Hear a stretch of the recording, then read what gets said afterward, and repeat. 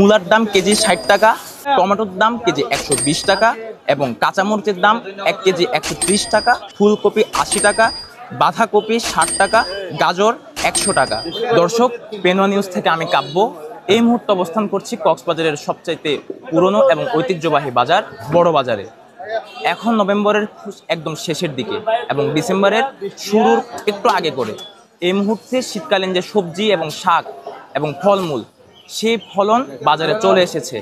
আমরা ক্রেতা বিক্রেতাদের সাথে কথা বলে আজ জানার চেষ্টা করেছি আজকের যে বাজার দর, যে শাকসবজির যে ফলনের যে বাজার দর। এই মুহূর্তে আমরা সকলের সাথে কথা বলে একটু তালিকা হাতে পেয়েছি যে সর্বসাধারণ যে শাকসবজিগুলো কিনে বাসায় নিয়ে যায় সে বাজার দর এখন কেমন আছে, আপনাদের কাছে আমরা এই তালিকাটি তুলে ধরছি।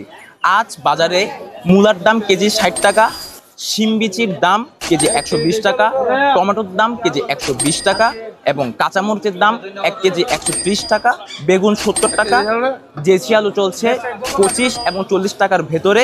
তাছাড়া লাউ ৬০ থেকে ৭০ টাকা, মিষ্টি কুমড়া ৪০ টাকা, ধনিয়া পাতা কেজি ১২০ টাকা, ফুলকপি ৮০ টাকা, বাঁধাকপি ৬০ টাকা, গাজর ১০০ টাকা। এছাড়াও ঢেঁড়স, পটল, কচু এসব ৮০ থেকে ৬০ টাকার ভেতরে চলছে এবং শসা ৮০ থেকে ৭০ টাকা দাম পর্যন্ত উঠেছে বলে আমরা জানতে পেরেছি। যে শাকের মধ্যে যে লাল শাক, মূলা শাক, কলমি শাক ছাড়াও যেসব গুরুত্বপূর্ণ শাকগুলো আমাদের নিত্য প্রয়োজনীয় লাগে সেই শাকগুলোর দাম আমরা দেখতে পাচ্ছি ১০, ২৫, ৩০ এভাবেই ঠিক করা হয়েছে।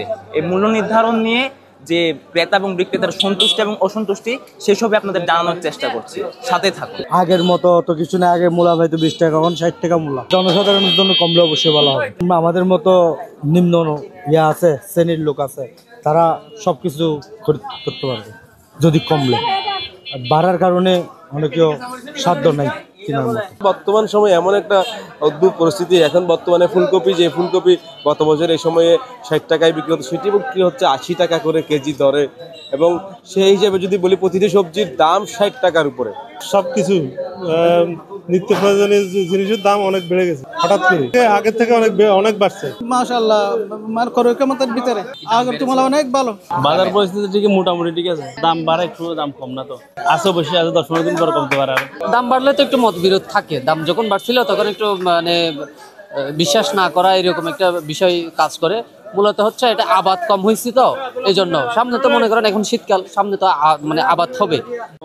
দাম একটু কমছে বলতে, যেমন আলুর দাম কমছে, কিন্তু টমেটোর দাম হচ্ছে অত্যধিক বেশি, ১১০ টাকা, ১২০ টাকা। সেম আমাদের শসা, ক্ষীরা এগুলোর দামও বেশি। কোনো জিনিসের যদি দাম কমে, পাশাপাশি অন্য জিনিসটাও দাম বেশি বেড়ে যাচ্ছে। যেটা আমরা আশা করছিলাম দাম কমানোর আসে, সেটা উল্টা বাড়তেছে। বৃষ্টিটা হওয়ার কারণ হচ্ছে কিছুদিন আগে একটা বৃষ্টি হয়েছিল না, ওই বৃষ্টির মধ্যে যেগুলা বিলের মাঝে ক্ষেত করছিল, ওই ক্ষেতগুলো এখন সবজি পাওয়া যাচ্ছে না, তার জন্য একটু দাম বাড়া। হ্যাঁ, কমবে কিছুদিন পরে, যে আর ১ সপ্তাহ ২ সপ্তাহ পর দাম একটু কম দাঁড়ায়। দাম বাড়ানো তাদের অনেক মাথা ব্যথা থাকে, এরা বলছে দাম এত কেন।